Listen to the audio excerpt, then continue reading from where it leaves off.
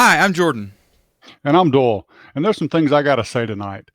We're going to start talking about the George Floyd situation up in Minneapolis, the resulting protests, the rioting, and the looting that has subsequently occurred. Anyone that has seen the video where the police officer had his knee on George Floyd's the back of his neck, without regard to any other facts, just seeing that seems a little inhumane.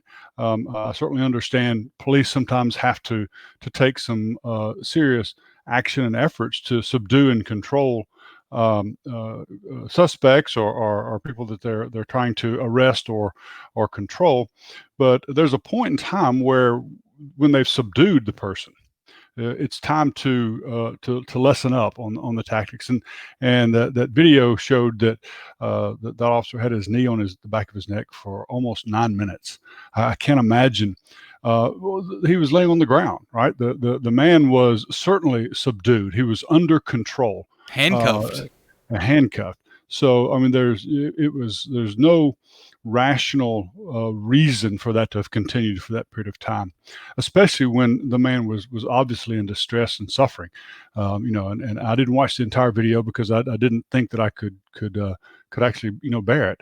I've heard a number of people that public people that have watched it and said it drove them to tears, and I can imagine because it almost does that for me right now just thinking about it. And the sad part is the situation that he was accused of is really so minor in the overall scheme of things. Certainly not worth taking anyone's life or risking anyone's life. But potentially passing a counterfeit $20 bill or something along that lines. Any event, so there's a tremendous issue there that must be addressed specifically about George Floyd, but about his family and the impact to them, and then what those officers and the ones that participated and then just observed and didn't take any action. There's a whole litany of boundaries that were breached, that these officers should have, just out of human decency, done something and taken some action. So be that as it may, it's indicative, or not, I won't say indicative, but it's an example of the existing tension between police and African Americans and the minority communities that feeds the fear, whether or not the statistics necessarily support that there's an inordinate amount of unfairness in police on Black or African Americans or not. That's not the point I'm trying to make here, but this one was obviously, without question, a situation that was inappropriate, uncalled for, and frankly illegal for the officers to have done the things that they did for the duration that they did, obviously leading to the death of Mr. Floyd. And people, I guess they felt incensed by it, and rightfully so. I mean, rightfully so. So the protests are certainly legitimate reactions to that, right? There's something amiss, and there's a lot of debate going on right now about whether or not that behavior is evidence of systemic discrimination and inappropriate behavior by police on minorities, and specifically the African Americans. There's a lot of debate that is going on, and will continue to, and should continue to, right, until the truths are revealed and they're dealt with, especially the horrible truths, right? If there are situations where that's the case. But the thing that I think is most unsettling is how these legitimate protests have devolved into riots that have led to destruction. And honestly, some of the most unsettling scenes I've seen in a dozen or so or more years, probably since the L.A. riots during the Rodney King thing. So that's probably been 20 years ago.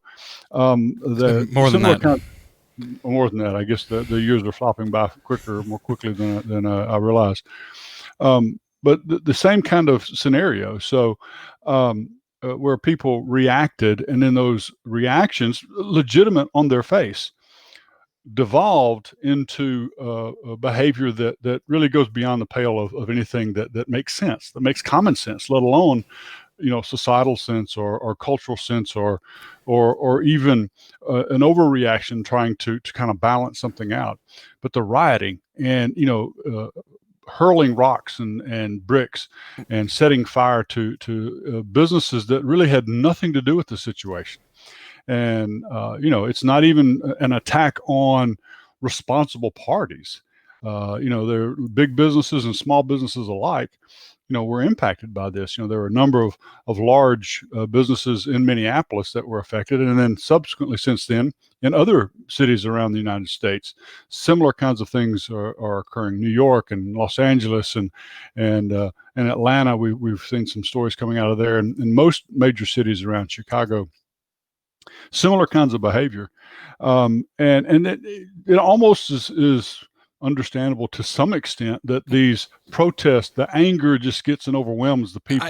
No, I want to interrupt you, Doyle. I'm sorry. I understand you want to make this full point, but I want to take a little bit of an exception with what you said, that these protests devolved into riots.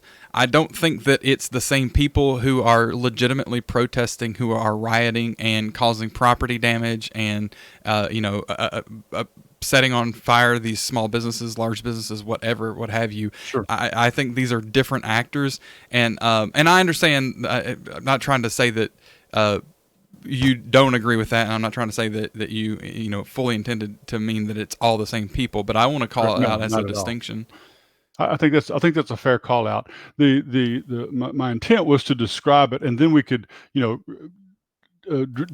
into some of the rationale behind it and some of the things that I think I see or I believe or I understand that might be causes. Sure. Other parties, other actors getting involved. The first leap that I can't make. I mean, the protests, and even to some extent the losing the control of their anger, for the rioting, which not necessarily the damaging and the destroying the fires and the rocks, but getting a little out of hand. That's one thing. Okay, people are apt to do that, but the whole idea about looting, there's nothing that says, okay, I'm so angry now I'm gonna go steal something.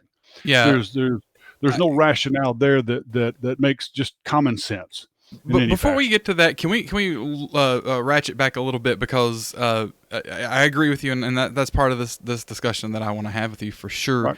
Right. But I kind of want to take them one thing at a time, because there's the idea of the George Floyd situation and Right. the emblem that it is of police brutality, whether that be particularly against African Americans or generally. That's the point that I would like us to talk about. Mm-hmm. But and I feel like I'm trying to commandeer the conversation, and I feel that, and it's because there's a lot of emotions around here in lots of different ways. But not the, I would say almost the greatest of which, if not the greatest, is how just heartbreakingly sad it is that George Floyd had to go through that, and that he's no longer with us. Absolutely, and so that I know, you being similar to me, that incites a lot of other emotions and frustrations and anger even against other causal factors and proximal causes and things like that. So I kind of want to take it down that route, because I definitely want to get to this whole point about, I think what sounds like what you're driving at is that, the rioting isn't conducive to a solution for the problem that the protest is about. And I generally agree with that point. But to ratchet it back, one of the big things for me that I have a bit of an exception to take here is, and not with you, I just mean kind of just generally how a lot of people are talking about this, is that it's about, systemic racism, or, how cops disproportionately exhibit overwhelming brutality toward minorities. I don't think that, I think that's a red herring issue here, and that to me, that's the real concern that I have, and I don't say concern from a oh, you shouldn't do this perspective, but I mean in my heart, a heartfelt concern about these protests, because they're cast in a light that is, I think, unfortunately going to drive even more of a wedge between people in this country and just in the world generally, and particularly with regards to something that shouldn't even be a name these days, race relations. What does that even? That shouldn't even mean anything in 2020, in my estimation.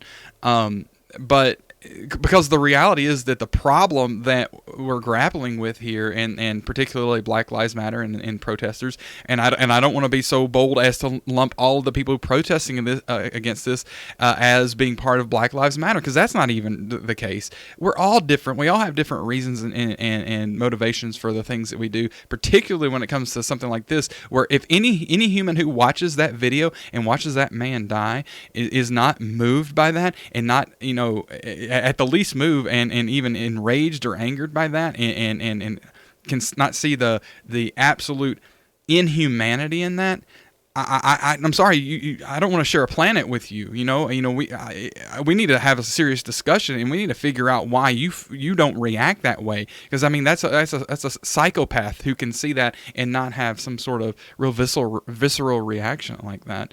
I mean, literally, technically, textbook psychopath, right? So my point being is that the real case here, the real problem here, is the police brutality in the absolute unacceptable way that the situation was treated with the police and George Floyd. Yeah, and that's the part that I'm afraid is getting lost a little by all the other activities and the behaviors that are going on. Absolutely.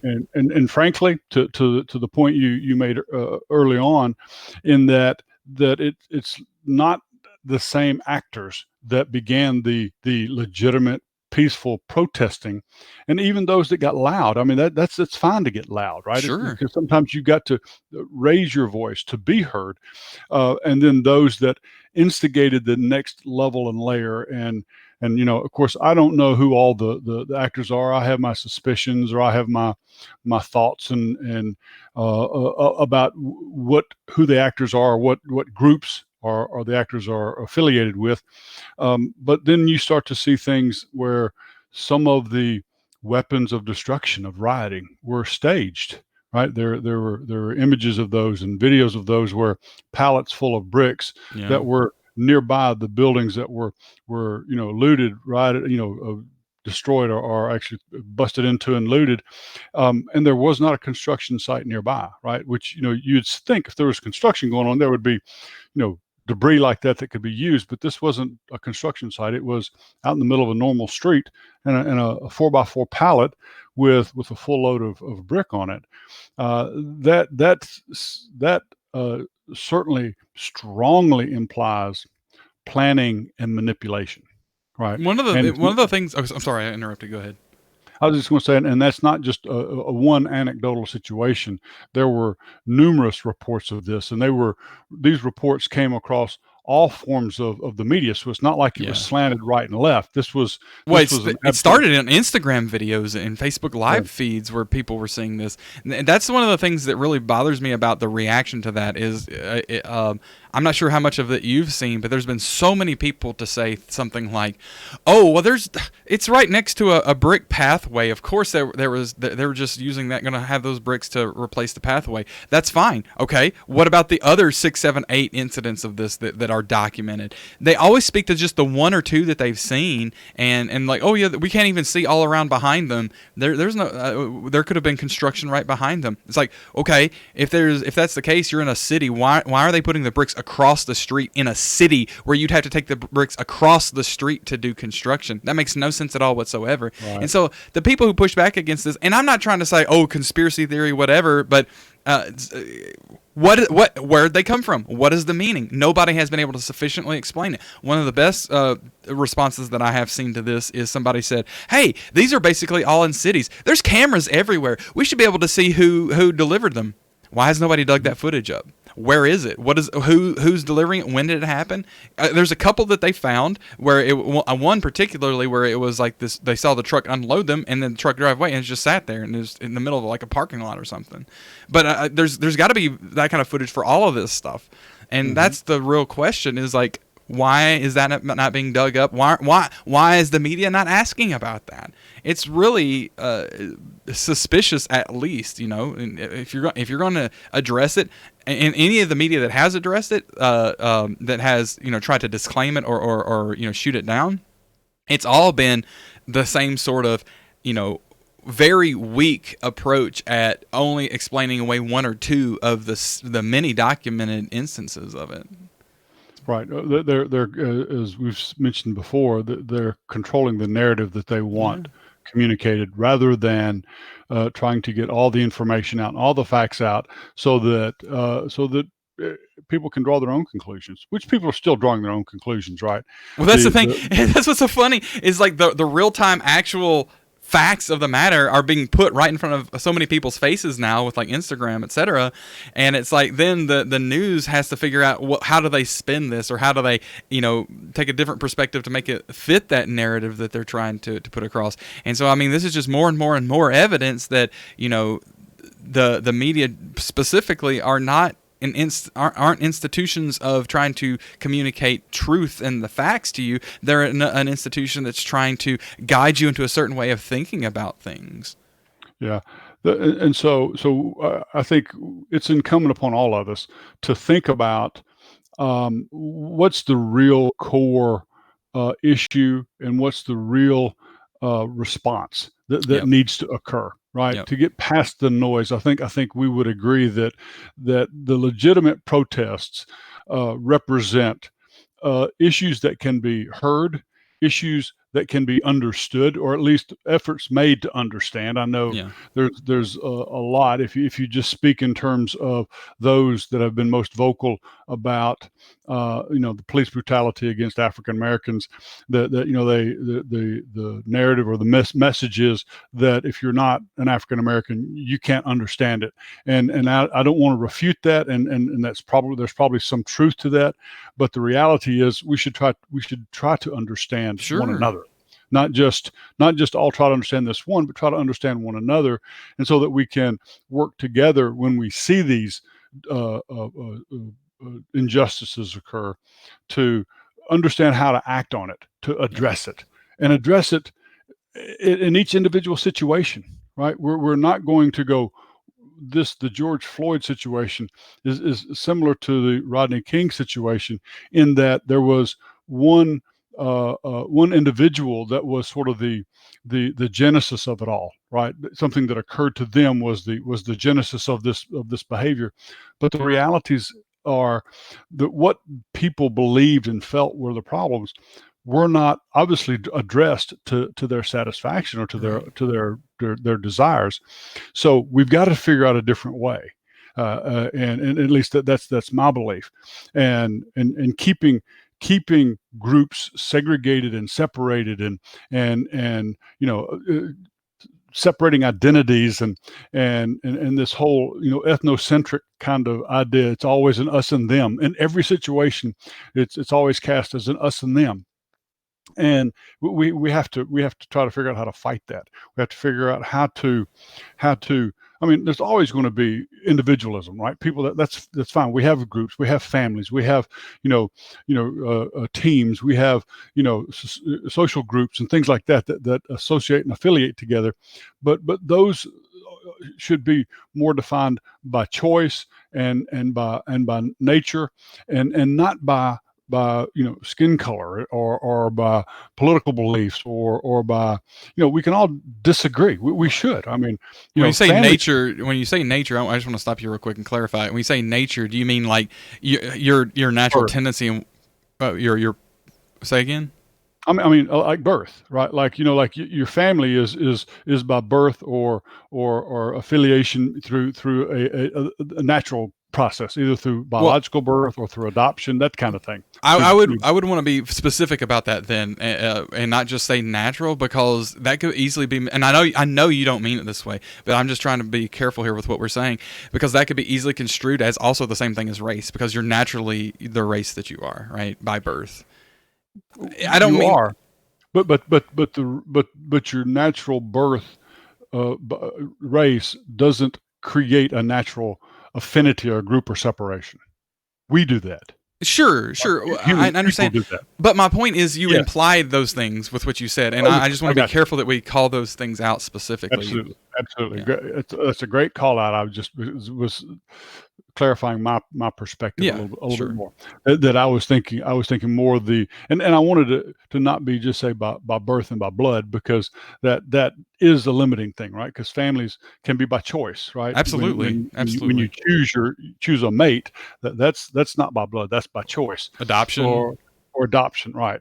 And even if other methods of coming together as a family unit uh, uh, occur. So that's what I mean by that's what I meant by that, and not any other Uh, biological grouping. Ultimately, that's choice anyway, right? Because you may exercise the choice to not really be organized around your biological family for lots of different reasons. Not the least Mhm. of which is that they're not worthy of that, and families have to be worthy of that for you to uh, have any reason to want to continue to associate with them. Sure, absolutely. Yeah, there's a lot of there's a lot of safety and support and love and a lot of positive undergirdings that come Yeah.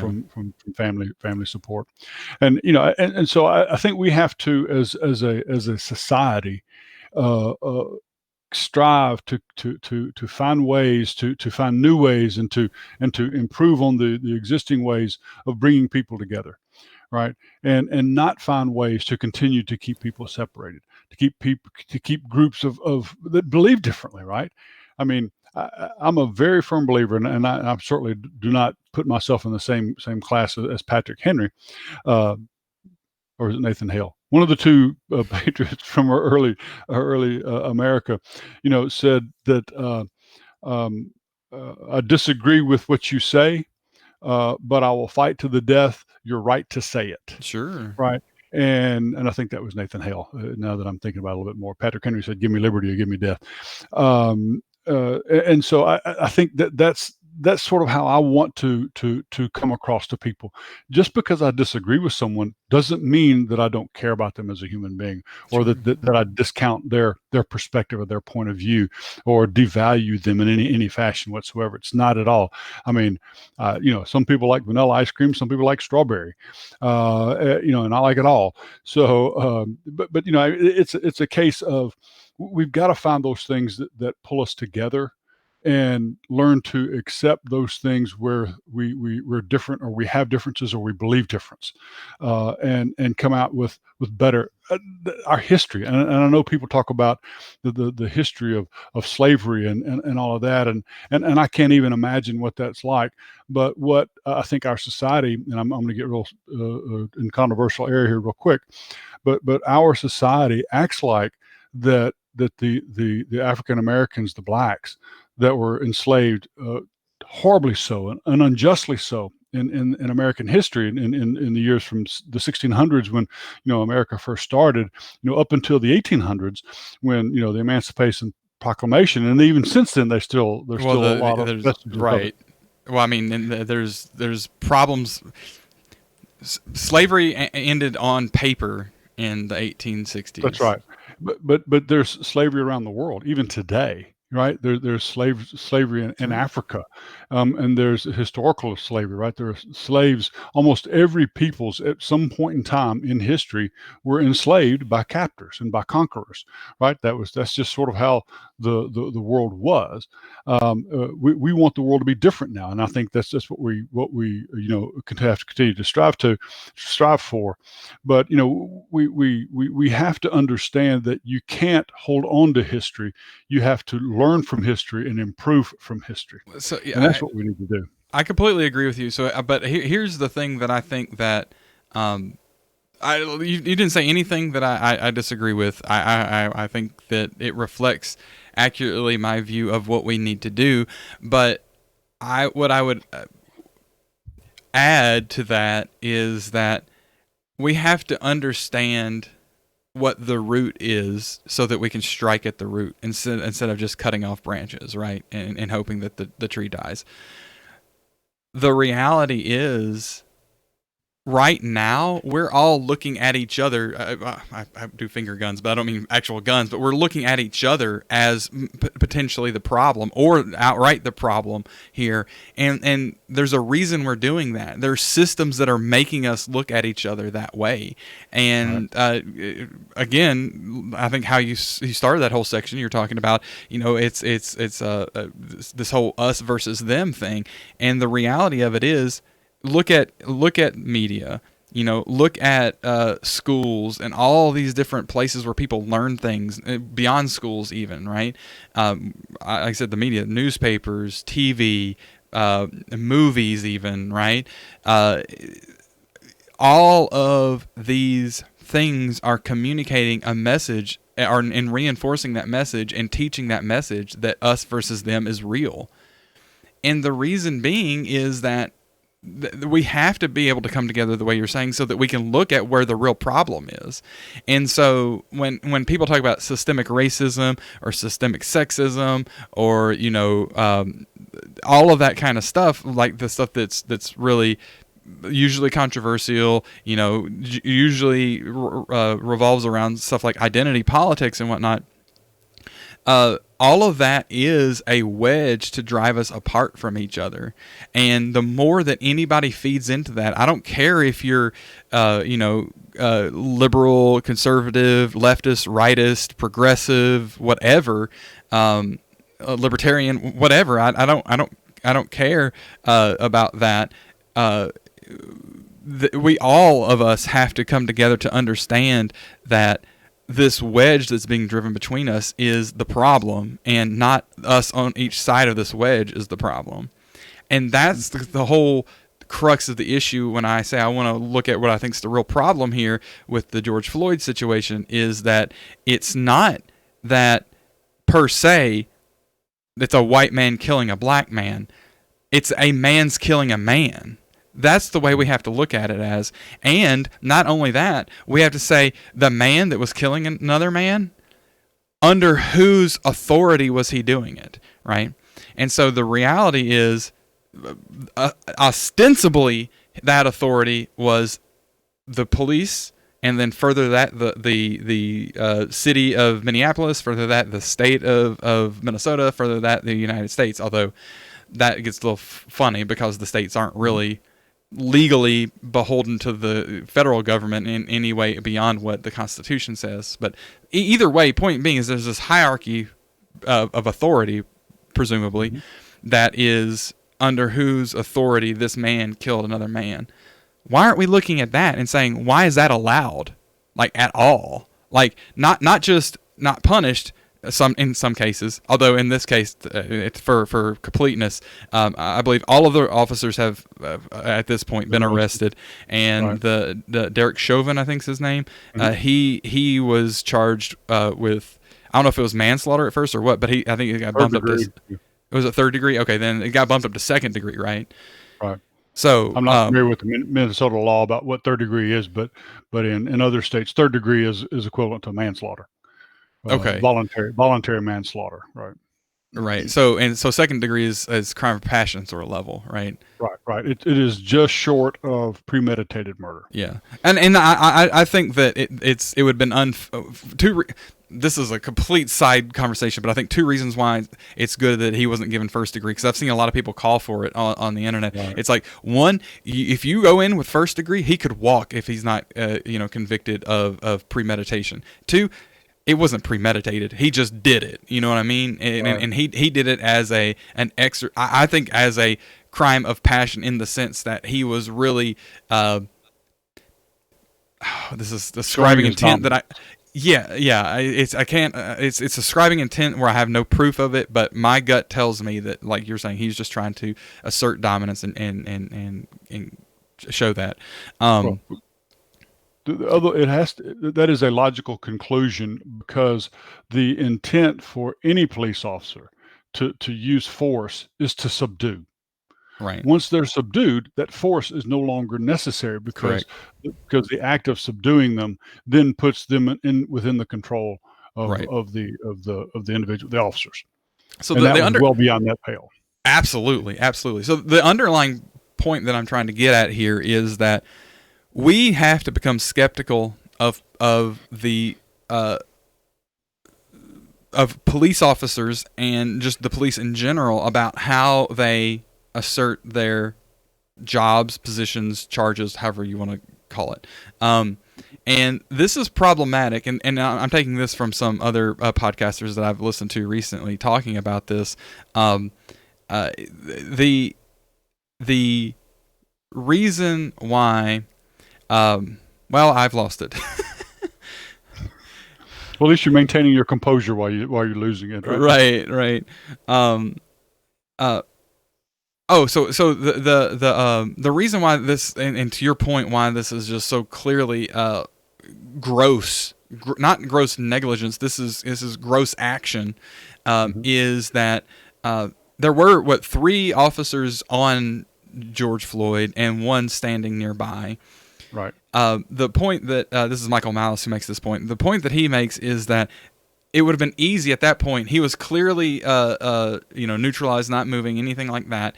It would have been so easy for Derrick Chauvin at this point to say, "Look, I'm going to take," especially when George Floyd, and we haven't even mentioned this, saying, "I can't breathe, sir. I can't breathe, sir." He wasn't like pig or whatever, anything other derogatory terms he could have used in that situation. He was saying, "I can't breathe, sir." And there's so many different videos just putting that out there. You can see it. And it's so sad.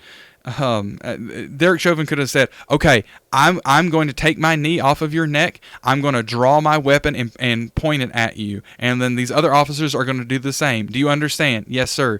"Okay, I'm going to do that now. Do not move. If you move, then I'll be forced to act. Do you understand that?" "Yes, sir." "Okay," and then get up and just pull your gun on him. He's handcuffed, lying on the side of the street, clearly more than half dead at that point. Like, he's not going to do anything. Right. What kind of person can even do that? And only the most evil kind of person can go through and do that. And so that it's just terrible. And so we need to look at any kind of system that allows that kind of action to happen. It is just outright wrong. Right. And so agreed. And we got to turn our heads. My point is, we got to turn our heads together toward that system and those problems, and away from each other. And we need to help each other out to do that. Right. Absolutely. And that's probably some of the fuel that feeds the fire of those that protested, and even those that went too far and rioted.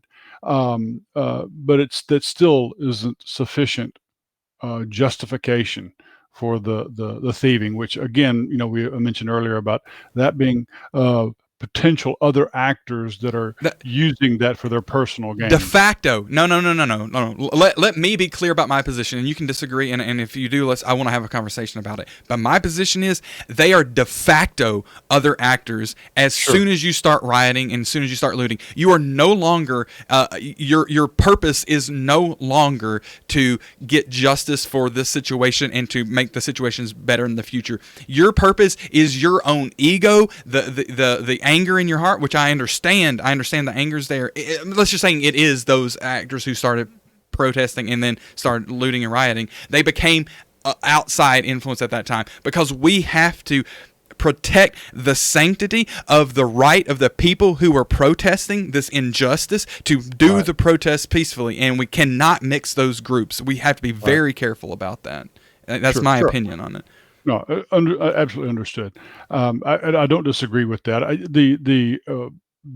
The challenge with that is there is some blending of the actors into and out of that group. I think there were certainly actors that initiated some of the looting and the rioting to instigate others to come over to fulfill the narrative of others. And your point's very valid that we don't want to remove the credibility. We shouldn't allow that to remove the credibility of those that are legitimately protesting peaceably, peacefully, and justifiably. The point I was going though is those looters that even with your clarification, that even makes the point I'm about to make even stronger, more strongly, in that those that are looters are now criminals. They have Absolutely, set themselves without apart question. without doubt. That they are criminal actors attacking innocent victims.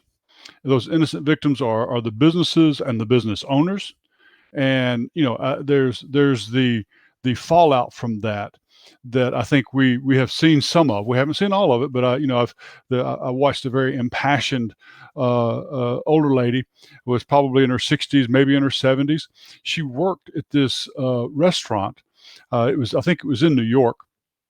It was a small little cafe pizza. I think it was a pizza Oh restaurant. yeah, I think she's part owner of that place too. She said, right? She'd been working there, and then she had become part owner, and she was so angry at the looters and the rioters because they basically destroyed that business, and they had been there that night before cleaning it out, and I was happy for her and for others like her that the camera operator kept her in the frame of the camera the entire time and let Yeah, her say her piece because her piece needed to be said. absolutely. Um, that is the secondary tragedy next to George Floyd and the suffering and his loss of life. The secondary tragedy are those innocent people that were harmed and injured through no fault of their own, through the horrendous and horrible and selfish acts of those actors that, as you said, if they began as protesters who made the turn and redefined themselves by their behavior, and hence allowed us to redefine them, to define them as criminals, looters, and scallywags. To use an old term. And I've seen numerous videos of others opportunists. I Hmm. saw one. This is unbelievable. A lady in a late model car stopped her car. It was an athletic shoe store on the corner of a very busy street, two streets. She stopped her car in the middle of the street, amongst and others did too. Got out of the car, left her car sitting there, ran in that store, loaded her arms up with 3 or 4 boxes of shoes, probably $100, $200 athletic shoes. And the person who was doing this video was on his phone, kept talking to her the whole time, asking her what was she doing, why was she doing this, how is this going to help the situation, how is this going to help protest the problem and all. And she wanted nothing to do. The funny thing was there were not funny. The ironic thing is there were many more other individuals doing the same thing. I mean, this was horrible, and this business had nothing to do with the event, nothing to do with the problem that these people are saying that exists, and nothing to do with any injustices, and yet the injustices were thrust upon them. So you sort of can understand when large businesses, if it's a nationwide business, you wouldn't expect the owner, the operator, the local operator of the store, the manager of the store, or whatever, to defend that business with his life. It's not his business or her business. They're running the business for the owner, which is a big corporation. So you wouldn't expect them to necessarily, and in fact, most businesses, corporate businesses, say don't engage in Sure. any kind of criminal or shoplifters, or if anyone robs, give them what they want, just let them be. But a small business owner, it could mean their lifeblood. It can Yeah. mean whether or not they can pay their bills, whether or not they can feed their family, whether or not they can provide the medical services that their family need, the medicine and the treatments or whatever the situation may be. So you can understand why small business owners would be willing to take significant steps to protect their property. And there have been numerous. In fact, I saw one where a father and son, owners of a business, basically all had long guns out front of their building, making sure that none of the looters were coming in. I don't think they had to discharge any of their weapons, but I think the fact of that show of force kind of deterred others, deterred the looters, and basically made them no longer an easy target. Sure. And I saw this one video, uh, somebody, it must have been on Instagram or something. It was posted onto Twitter, but the individual was in a parking lot in a pretty, I would say, nice looking shopping center. And they saw that I guess that there was a crowd of, kind of rioters coming that way. And so he's like, I'm getting out of here. He gets in his car and he's still filming while he's doing it. And then he pulls up out of the parking lot and gets onto the main road. And just then, as he turns into the main road, you see all of these people running across the view into the parking lot. And this is probably 100 plus people, 100, 200 people. It's a pretty wide space, so they're kind of spaced out, but it's dense for such a wide open space. And so he kind of stops because he has to. He's not going to run them over. And then so he follows them, and they're running into that parking lot he just pulled out of. Have you seen this video?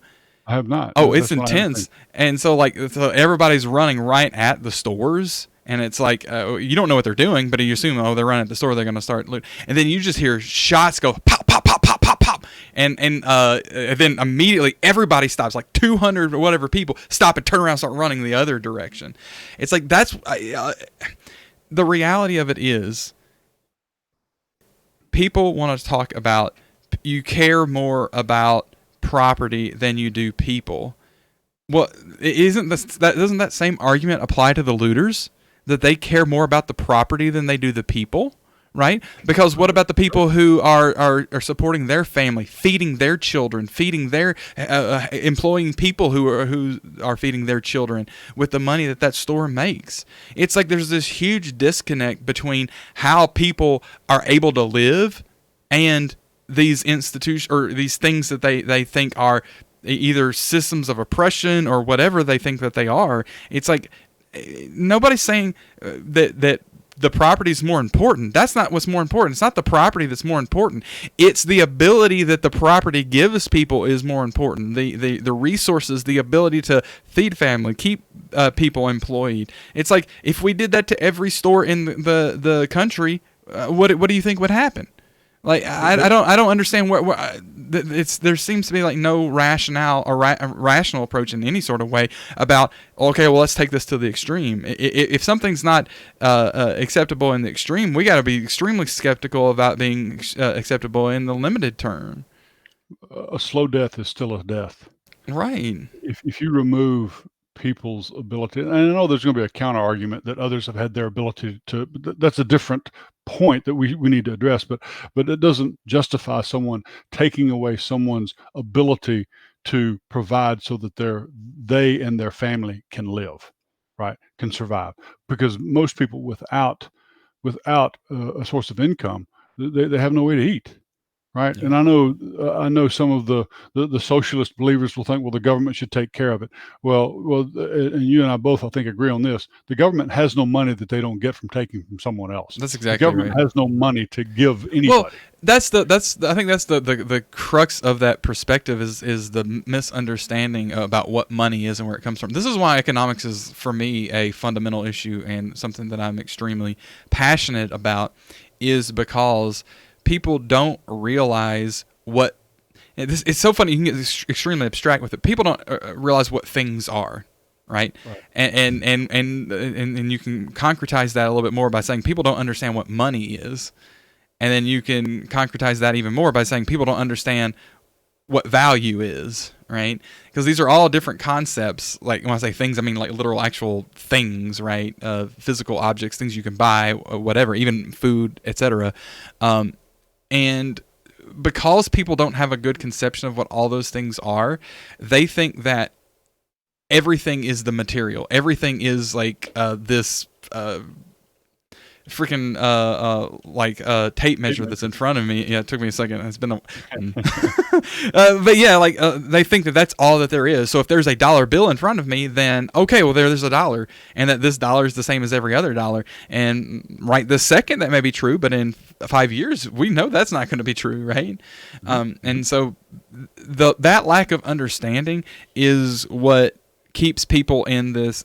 It's that combined with this kind of lack of having a long time horizon on things. Everybody so many people are just focused on the here and now, right this second, and maybe like another day or maybe another week. And I understand there's some realities about people that have to be that way, right? If somebody is so poor and destitute that they have to be able to say, "Where's my next meal coming from?" I understand, and I want to help people in that kind of situation, and I want to help them be able to not just move past and live through that, but also figure out a way that they can help sustain themselves and thrive and help other people sustain themselves and just kind of spread that out. But that's never going to happen from a take kind of mentality, and that's what all of this looting is just complete take for me. And I understand you feel like you've been taken from. A lot of people will say that. I understand that. Let's talk about that and figure out how we fix it. Like going and stealing from people is not fixing it. This is theft. Loot. I hate the word looting. I hate the word looting because it's just theft, right? That's right. Right. Sorry. Well, it's the irony of another irony of that situation is the argument that I've heard is, well, we're desperate. We're taking back how we've been shortchanged over years and years and years of oppression, and so what they're doing is they're trading their problem, their feelings about it, to someone else. Yet they don't expect them to react that same way. So if I were to come and steal from you, and you're going to in that moment feel what they are, the actors that are stealing and looting, what they're saying, their genesis or their motivation or their impetus is to do that, and they're basically immediately transferring it to that other person. And yet they're surprised when they react that way. If they were to come pull their gun out, if they have a gun to protect it, or react with a baseball bat, or whatever way that is necessary to protect, to defend, to repel those that are acting on them, it's illogical to think that they can transfer that without an equal reaction coming back. There's a name for this in psychology. It's the victim abuser cycle. Right. So they've been abused. I don't think any of us are really arguing that, certainly with slavery and even things after slavery and the history of this country, that there has been abuse of minorities, particularly black people. Sure. And so what they want to do is they want to feel like, okay, I need to take my revenge. And the reality is that just creates more people who want to take revenge, which creates more people who want to take revenge. Creates the downward spiral is all exactly. That does. Versus creating the upward spiral that brings everyone up. To your point about you have to feed the hungry, right? There's no question about that. But then the next step is teach the hungry how to feed themselves. Yeah. And then the next step is to teach those that have learned how to feed themselves to help them teach others how to, be fed and feed themselves, and kind of create that positive spiral. So right. I think that there's a lot more to be said about this situation, and maybe we pick it up next week or something, Doyle. I don't know how much longer you wanted to go tonight, but there's really. Can I tell you? Can I interrupt you? Yeah, I want to tell you something because I had a moment here. This conversation started off very as a downer for me, right? Very depressing, very negative, and probably the lion's share of it fits into that category. But what we've talked about here just the last couple of minutes has really given me a new ray of hope right?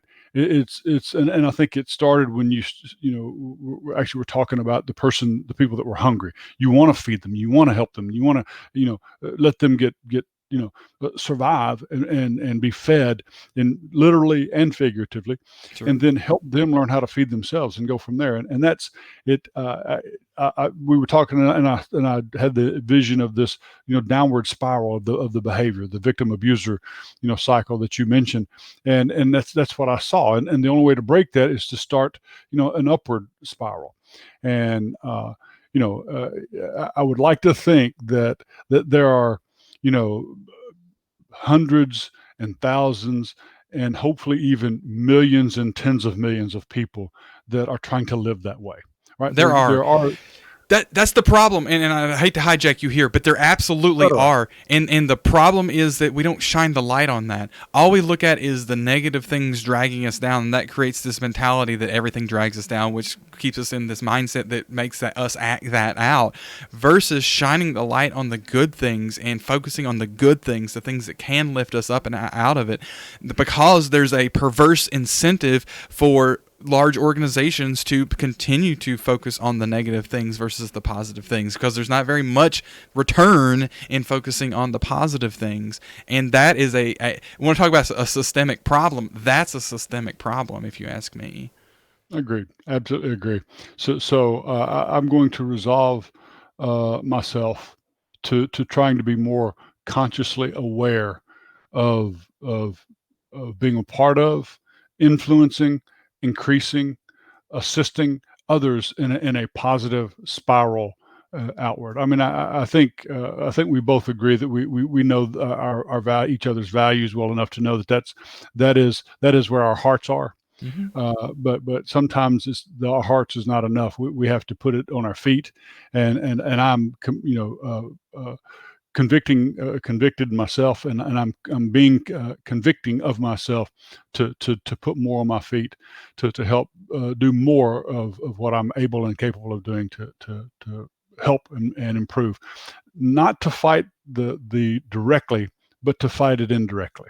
By that I Yeah. mean, uh, uh, one person at a time, one situation at a time, one effort at a time, whatever it might be, to continue to build those, lay those and build those bricks and those answers to what I perceive to be what I can do. Right? I can't do everything, but I can do a thing. That's how you change the world. People think that you have to go and you have to pass laws and you have to revolutionize industries and you have to do this, that, and the other. No, that's not how you change the world. You change the world by changing somebody's world. And Yep. then they remember that forever, and then they go and use that as positive motion forward to change somebody else's world. And then it's just a cascade from there. That's the reality of how we get out of all of this, in my estimation. Agreed. That feels like a really good spot to pause for this session. And as you said, pick back up, because there's more to be said about this. This is not over out in society by any means, nor would I even pretend to think that it was even close to being over. But I think it's not as it's being cast. But there is a way to make this uh, be a positive impetus and a positive set of circumstances that we can all help affect. Yep, I think so too. Well, Dwight, as always, I appreciate you taking some time this evening to talk with me. It's been Mm. I would say it's a pleasure. It's been intellectually stimulating, and I think it's been important for us to kind of highlight some of these things around this travesty that we've been talking about. It's very, very motivating, and I'm glad we were able to end on a optimistic and a positive note, because this could very easily have not done that, this particular topic. So, Very true. Very true. right, sir. All right. Good Well, evening, my we friend. and to you as well. We'll talk to you next time. All right. Till Bye. then.